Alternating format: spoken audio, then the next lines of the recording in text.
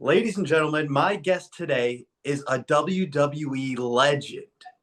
He is a certified future Hall of Famer with accolades too long to list, but I'm going to list them anyway. A former WWE champion, World Heavyweight champion, ECW champion, Intercontinental champion, United States champion, WWE and World Tag Team champion, and a former Cruiserweight champion, all in my WWE SmackDown vs. Raw 2009 career mode. That's right. I'm talking about the man, myth, the cowboy, Jimmy Wang Yang. Howdy, Randy. It's your boy, How are you? Jimmy Wang Yang. Oh my gosh. Do you realize how good you are in SmackDown vs. Raw 2009? I'm badass, dude. I'm badass. I'm the Luke Kane of SmackDown versus Raw 2009. So uh, yeah, I love that they made me awesome and my move set was really cool. It was. Let Yeah, me just list for you. Here are people that Jimmy Wang Yang is better than in SmackDown vs. Raw 2009. You have a better overall than Cody Rhodes, Carlito, Great Khali, Kofi Kingston, Santino Marella, Zack Ryder, and you have the same overall as Mark Henry, The Miz, Umaga, and Rey Mysterio. That's the level Jimmy Wang Yang is on. I had a good year in 2009, so I guess that's kind of crazy, but yeah, that's great. I love that they made me so strong in that game.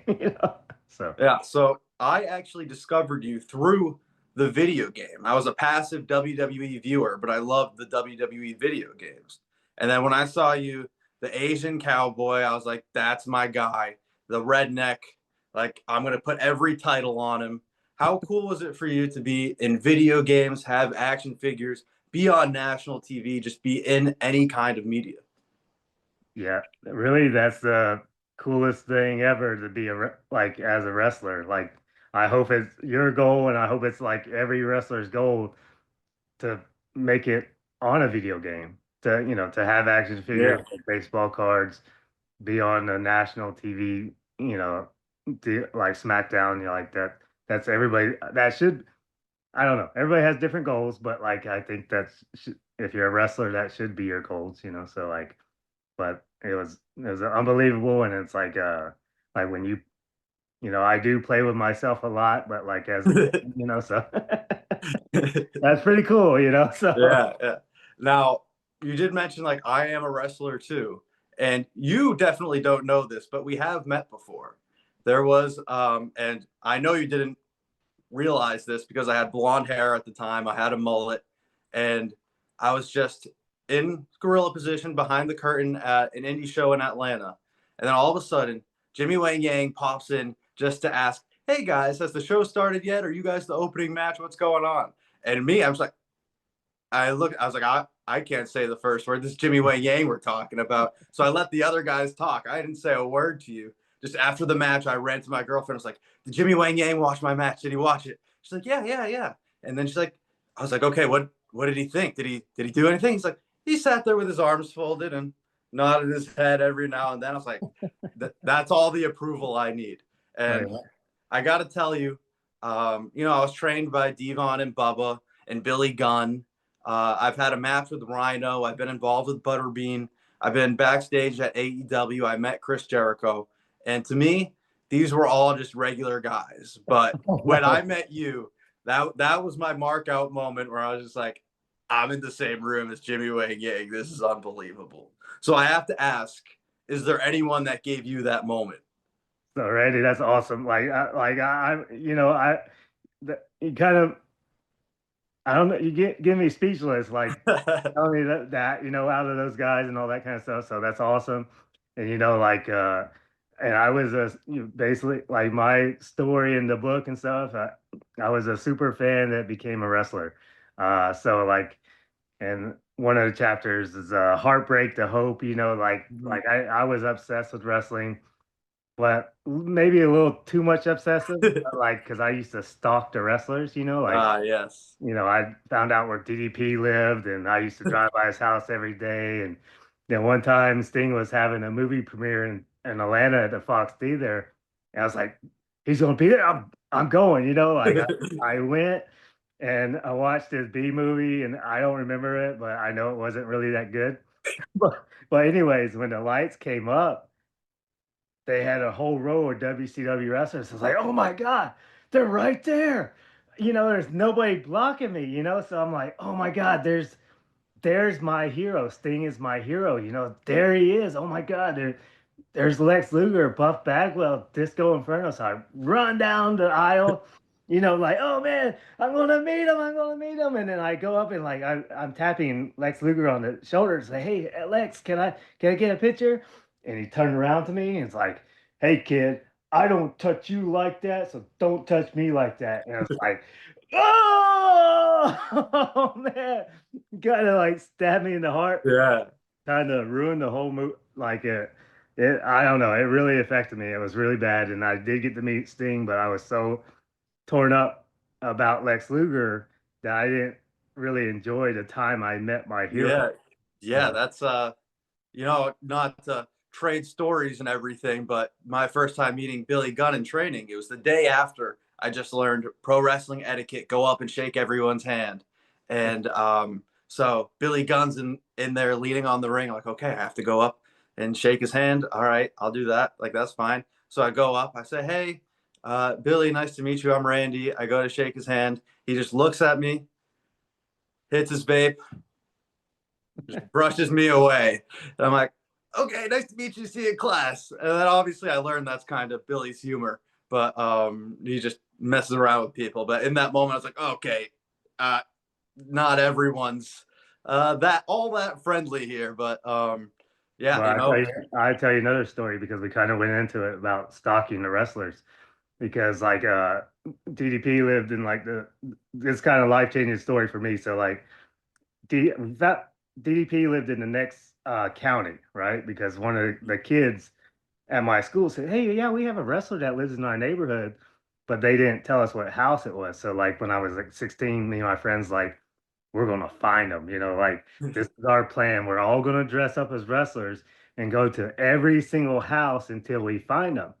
And talking about that moment, like we found DDP's house, knocked on the door, and Kimberly opens the door. Mhm. And I'm such a mark. I'm like, oh my God, like, oh my Kimberly Page, oh my God, Nitro, you're so fine. You're the hottest thing I've ever seen in my life. Oh my God. And she's like, oh, you guys are so cute. You guys all dress up wrestlers. I gotta go get Paige for this. I was like, he's here. Oh my God. And then he comes out and he sees us and he goes like, bang! And we pop. That's Like, all. oh my God, this is so awesome. He said, yo, come inside. Let's take some pictures. I was like, oh my God. He brought us inside. We took pictures. It was so awesome. And then we were leaving, and then Eric Bischoff drives down the road and says, DDP sucks. NWO rules. I was like, oh my God, there's Eric Bischoff. Ah, running up. But I forgot my book bag at Paige's house. So I had to go back. Oh, you're right. And I knocked I on the door. forgot. Yeah, I knocked on the door and it's like I really did forget, so I forgot. So I knocked on the door and opened the door. I say, Paige, I forgot my book bag. He said, oh, get it, and I grabbed the book bag and I looked at him and say, hey, DDP, I know how to wrestle. We wrestle in the backyard. I know how to wrestle. And he said, hey kid, yeah, when you get old enough, come back and I'll take you to the WCW power plant. And that sentence changed my Yeah. life forever because I know he was just bullshitting with a 16-year-old kid, but like I took that serious and I just got crazy about wrestling, working out, learning everything about it. But like that positive reaction from the Lex Luger like ripping my heart out, Right. and then going to DDP and him saying that one sentence changed my life. Yeah, that's awesome. So you did say that a lot of this is in your book, and we have to mention your book dropped today. So On Amazon, audiobooks on Spotify, Apple. The paperback is on jazzyyang.com. So like yeah. So Yeah. sorry. So what Plugs. kind what kind of made you want to write a book? Where did that come from? So a lot of people that are close to me, like they've always told me, "Hey, you need to write a book. Like you have a crazy story, like." And really, what took why it took so long for me to write this book, I was really embarrassed about my childhood. Like Mm. my dad like left at like 9 or 10 years old. My mom is in a religious cult, and I grew up on food stamps and ramen and like it wasn't easy, so like and then my friends like, yeah, you came out of the gutter to become a professional wrestler like that. That story is can people can relate, and like it can really inspire somebody else to be a wrestler, just like how DDP inspired you. I'm like, I don't look at myself as whatever WWE whatever kind of wrestler that I know you mentioned I won all those titles, but it That's was on right. the video game. It wasn't in real life. So it's like, I'm just average professional wrestler. I don't think my story will, affect that many people, but like they convinced me. It's like, dude, you did a lot in wrestling. People, you know, Yeah. will like this story. So, and it took me like 20 years to do, but it's finally finally did it, so. I mean, you may not have won these titles, but you've been a part of a lot of history. And if we rewind the clock a little bit, you were a part of TNA's first ever match. Yeah. How was it kind of being in on the ground floor of a company like that? So what I thought I was just doing a favor for Jeff Jarrett and Jeremy Borash because I was wrestling in Japan Mhm. for All Japan. And then they called me out of the blue and said, "Hey, we're going to do a show in Alabama.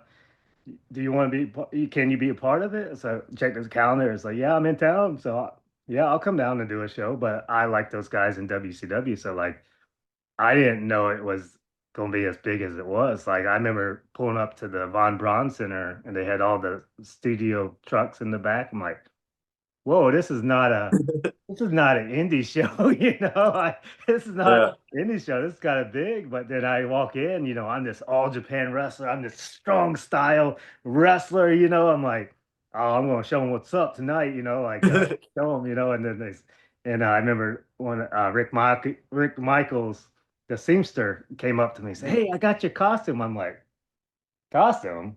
I ain't wearing no costume. What are you talking about? I'm coming in and beat somebody's ass, like, and then we went to his room and he put up the Elvis costume. I'm like, fuck no, I ain't wearing that. Are you kidding me? Like, yeah, they got you in a group. You're gonna be the flying Elvis impersonators. I was like, I just wrestled Kawada last week. What are you talking about? You want me to dress up as Elvis? I'm like, and then that's my first reaction to it. And then like the day goes by and people are convincing me like, oh yeah, it'll be fun. It'll be fun. Like just have fun with it. I'm like, no way. You're going to kill my career in Japan. And then by the time it came, I was like, yeah, screw it. Like, let's go have some fun, like, and then that character, and then, with Sonny Siaki and Jorge Estrada versus Low Key, Jerry Lynn, and AJ Styles. And I beat AJ Styles' ass in the first ever match, So that was and now 20 years later, people still remind me about being an Elvis impersonator. So I guess I did something good to Yeah, it clearly stuck. I've always wondered how that came to be because when I see you, I don't exactly go, "Oh yeah, he looks exactly like Elvis." He could personate it. yeah, I used to have the sideburns, like Mhm. but like I do love Elvis, but I never thought I'd be like a Elvis impersonator. It's kind of crazy. But It clearly worked, and that match, like you said, AJ Styles was in that match. Now, was there anything in that? Wow, this kid's special, and he's gonna be the AJ Styles we know. Or were you just like, okay, this is another kid I'm wrestling? So Randy, I'll tell you another story. So like, I'm from Georgia. I grew up in Georgia. AJ grew up in Georgia. So like in 1999, WCW wanted to do the first reality show, Tough Enough. Yeah. So Eric Bischoff sent Chris Canyon out to find 20 cruiserweights, guys in their late teens, early 20s for this show. So I was in Atlanta, and then the promoter one weekend called me and said, "Hey, we need you to get down here with with my partner Ryan Forrester. Chris Canyon's going to be here, and you guys are going to try out for WCW." I'm like, "What? Okay, boom, gone there, And then I show up, and AJ Styles is there, and Jason Cross. So it's four of us. So Mhm. we're there, was putting a match together, and just a crazy match, whatever. And all of a sudden, Chris Canyon walks in, and I'm only 17 at the time. Remember that year before, I was dressing up as the wrestlers going to their houses and all that kind of stuff. So all of a sudden, I see Chris Canyon, and he brings an entourage of WCW guys.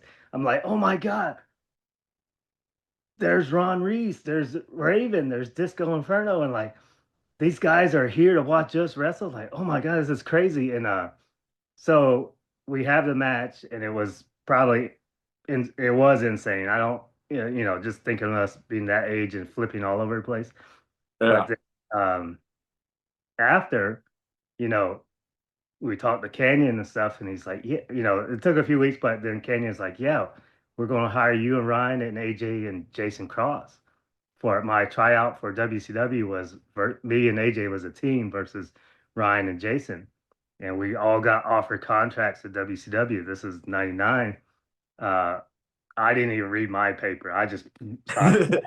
I don't care. I'm gonna be a WCW wrestler. And Yeah. and then AJ had to turn it down because they was only offering us $400 a week to be wrestlers. And to me, I come from, like I told you before, from food stamps from ramen and making $400 a week to be a WCW wrestler. I'm like, I'm rich, bitch. I'm like, yeah, but AJ, he had a job delivering water bottles, and he got paid double the amount he did for WCW, so he turned it down. Wow. So, and then even before TNA, uh, we that was me and Kaz Hayashi as the Young Dragons on the very last WCW Thunder versus AJ and Air Paris. So we me and AJ have a long history, and like, but we just go like when we wrestle each other at the bar or the Independence or bar in Atlanta. He was badass back then, like like us, and even that match we had, like we just you know he was doing some unbelievable stuff. I was doing some crazy stuff. Like, and Jason Cross used to do the double moonsault leg drop, and then Ryan was doing his thing too. I was like, I never looked at AJ as a regular guy. Sorry, that long-winded answer, but like he was never just another guy.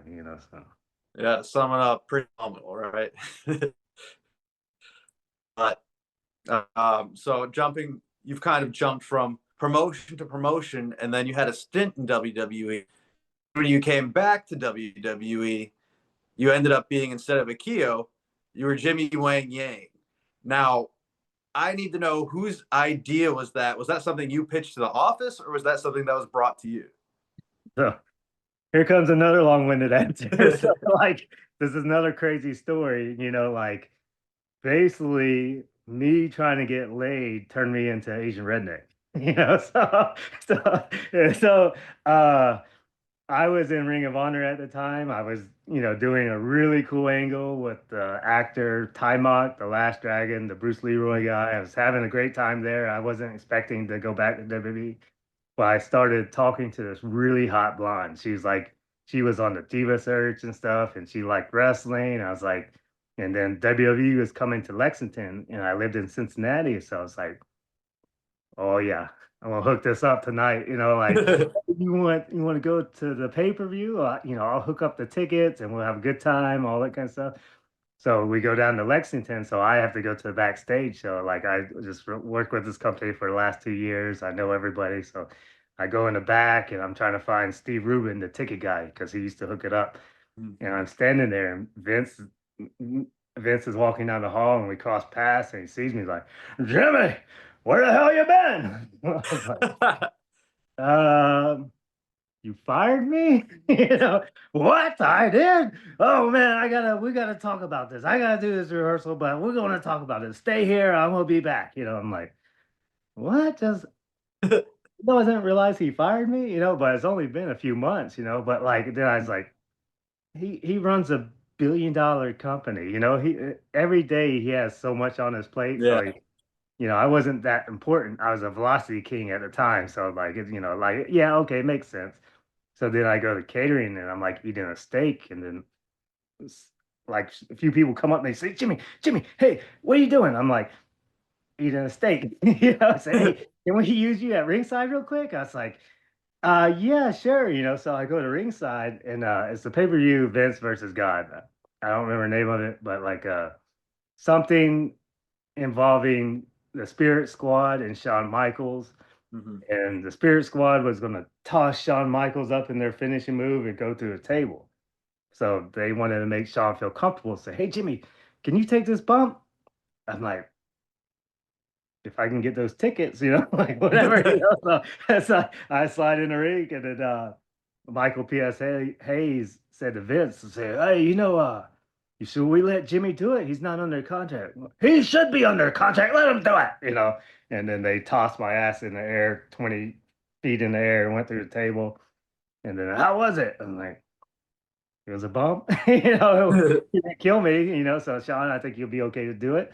And then, you know, they did it, and then they said, all right, we'll talk to you later. You know, so I went back to catering and finished my steak, you know, and then got the tickets, everything's good. And, you know, then I they come to me right before I'm about to go meet that girl. And they say, hey, can you come to Raw tomorrow? I was like, oh man, you know what I have planned tonight? You know, like I have this plan tonight, you know, but it's in Columbus, it's close by. Like I should be a responsible adult and try to get this job back. So I said, yeah, I'll go to Raw, you know. So I show up at Raw. They put me in a match with Charlie Haas on Sunday Night Heat. We kill it. And then afterwards, I'm like, nah, this girl came to Columbus. So I got her tickets. Now she saw me perform. So that night it's going to get down, right? Go down. And then I get done and it's like, hey, can you come to SmackDown tomorrow in Cincinnati? I was like, oh, you know, that's my hometown. So I'm like, yes. So, you know, yes, I'll be there, you know. So, and then, since SmackDown comes this name, when I walk in the door, they grab me right away and like, hey, we're gonna hire you back. And I'm like, really? That's crazy. You know, this is my actually my third time with the company. So the after WCW, after Akio, now Jimmy Wang Yang. So I'm like, man, I want to go thank Vince for this because it's kind of weird, you know, odd that you hire somebody back that many times, you know. So I knock on the door and go, Jimmy, come on, come on.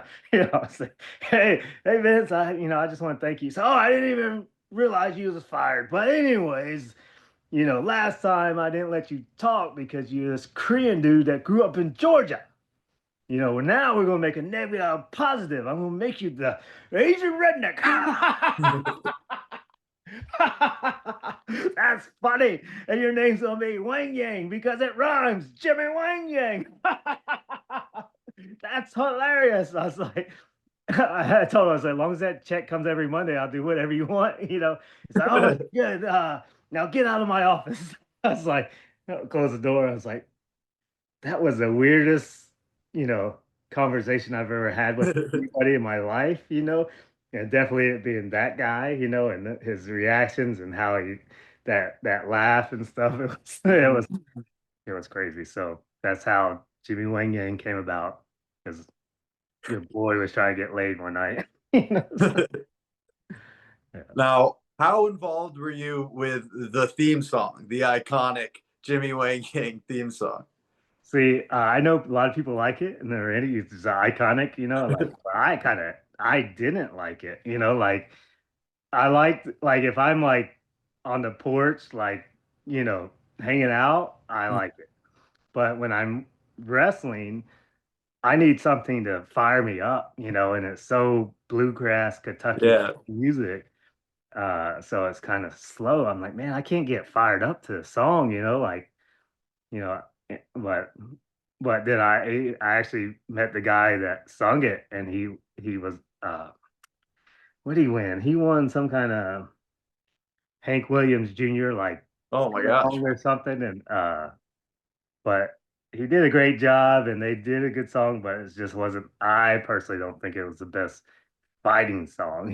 It's a great like chill song, but like it was hard to get pumped up to that music. Not the most intense song, even though it's about punching someone in the face. It's not Yeah, exactly high tempo, but still iconic to this day. Jimmy Wang Yang character iconic.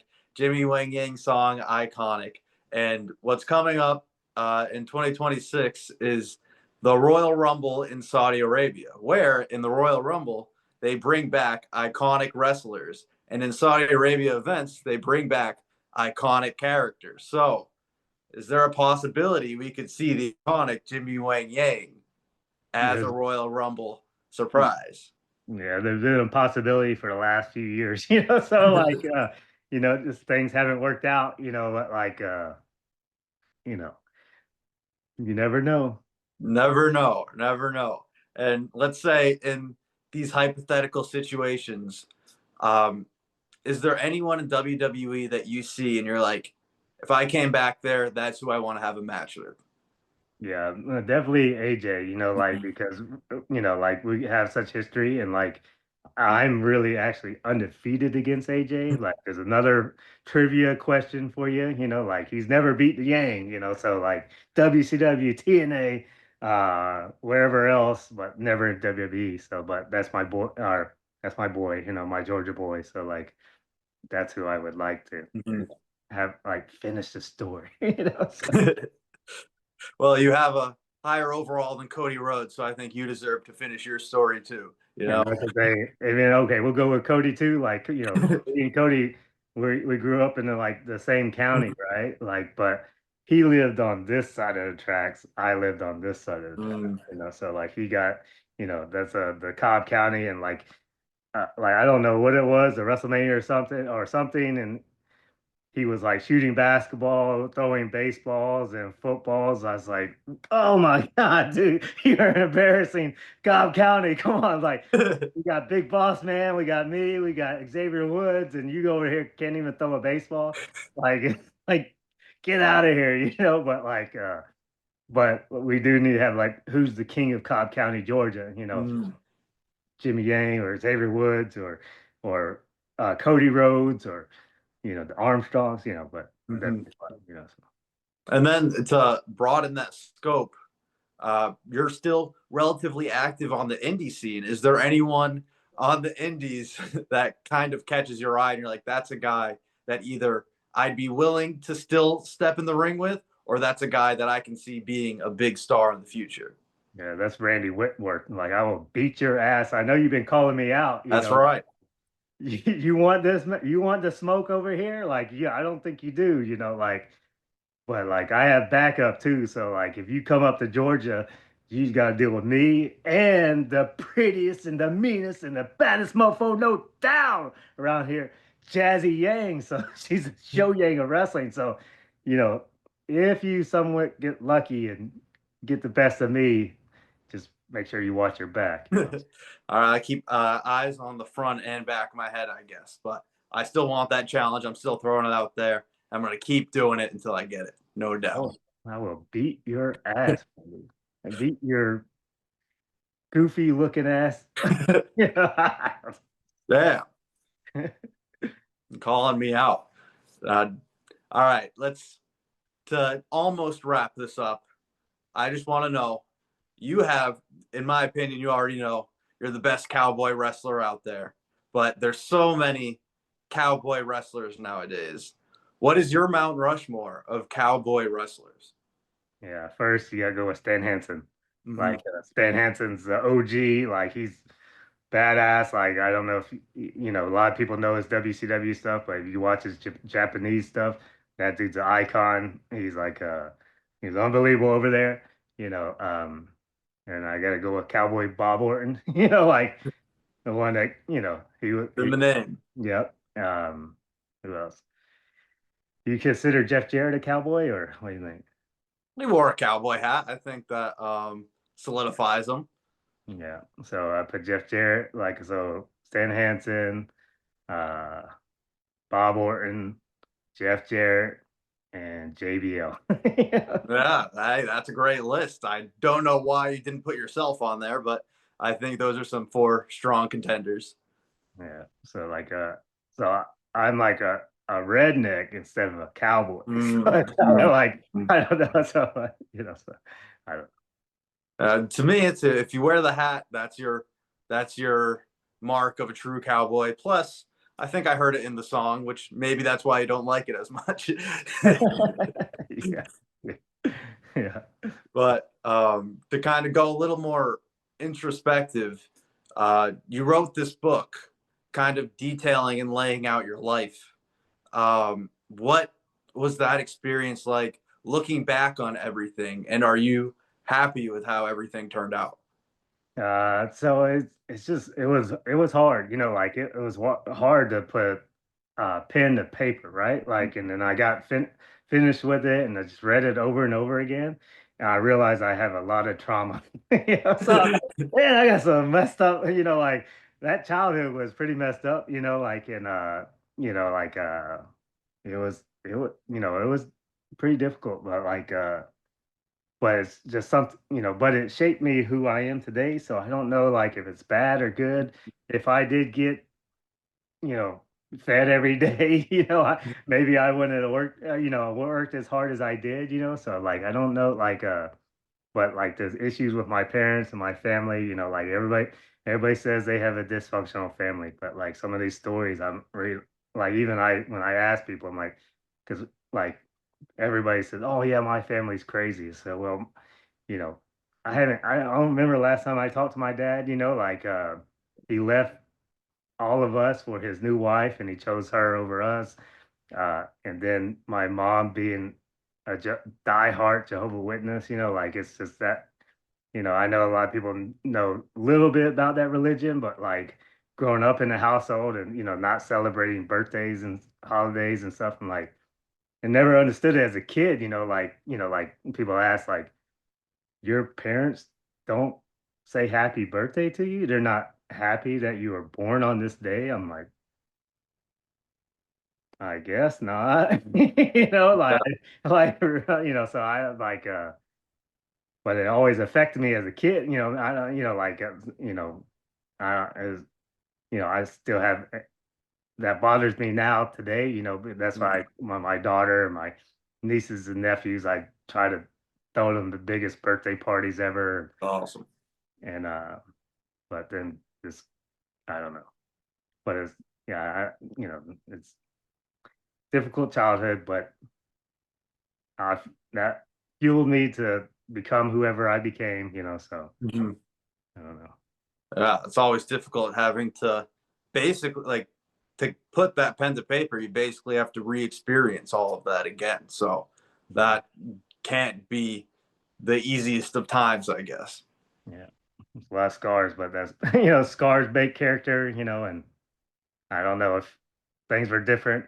I don't know, so Yeah, and you can read about it all now because it just dropped today. So let's give it one big plug at the end here. Take it away. yeah. There, drop today, James Young Time, Amazon, paperbacks on jazzyyang.com, the audiobooks on Spotify, Apple, all that kind of stuff, so guys, this is hopefully you guys like it, but this is like real talk, real life, like I know everybody knows, or not everybody knows, but a lot of people know the character and everything they see on the public side of it, like, but the behind the scenes, like this goes even behind the scenes, about my childhood and my journey to become a professional wrestler.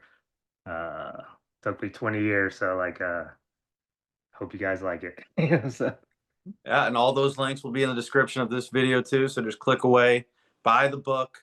He's the most iconic character in SmackDown vs. Raw 2009. It's right. Jimmy Wang Yang. You got to read all about it. Thank you so much for coming on. I can't wait to read that book. All right, thanks, Randy. And remember, I'm Jimmy Wang Yang, and I'm always your boy. Yeehaw! Awesome. Thank you so much.